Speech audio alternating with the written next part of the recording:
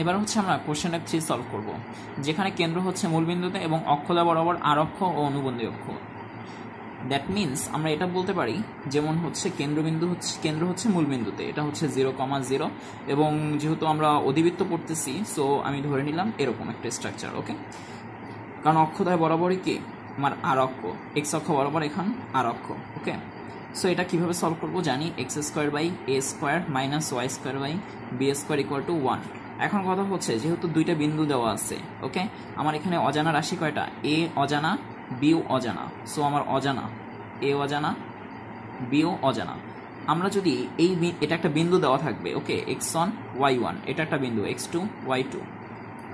এই বিন্দুটা দিয়ে যখন সিদ্ধ করব একটা ইকুয়েশন পাবো না, একটা ইকুয়েশন 1 পাবো, এবং এই বিন্দুটা দিয়ে যখন সিদ্ধ করব তখন কি পাবো, ইকুয়েশন 2 পাবো।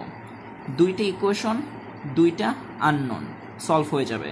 প্রতিস্থাপন, অপনয়ন, বজ্রগুণন, ম্যাট্রিক্স নির্ণায়ক পদ্ধতি, যে পদ্ধতি আমরা অবলম্বন করি না কেন, এ আর বি এর মান বের হয়ে যাবে। ওই মানটা জাস্ট আমরা কোথায় বসাবো, এখানে বসাই দিব, আমাদের আনসার হয়ে যাবে।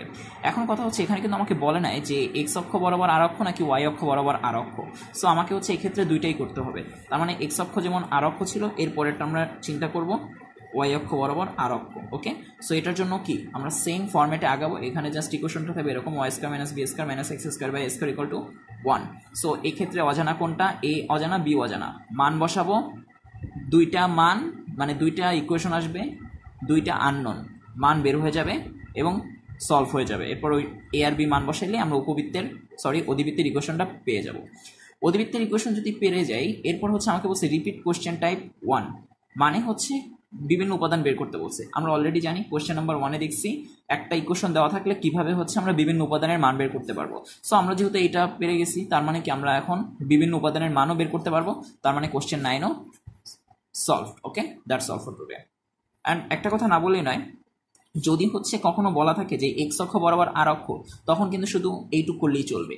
কিন্তু যে আবার ওয়াই অক্ষ বরাবর আর অক্ষ, এটা বললে কি আমার নিচের শুধু এইটুক করতে হবে। ওকে, কিন্তু কথা হচ্ছে যেহেতু এখানে বোঝা যাচ্ছে না, তাই হচ্ছে আমরা দুইভাবে করছি। ওকে, এবং এখানে আনসার আসবে দুইটা। ওকে, আর এটা আমার মনে হয় বোঝা গেছে, y² - b²। কেন ওয়াই দিলাম, কারণ হচ্ছে ওয়াই অক্ষ বরাবর আর অক্ষ। ওকে, সো ওকে।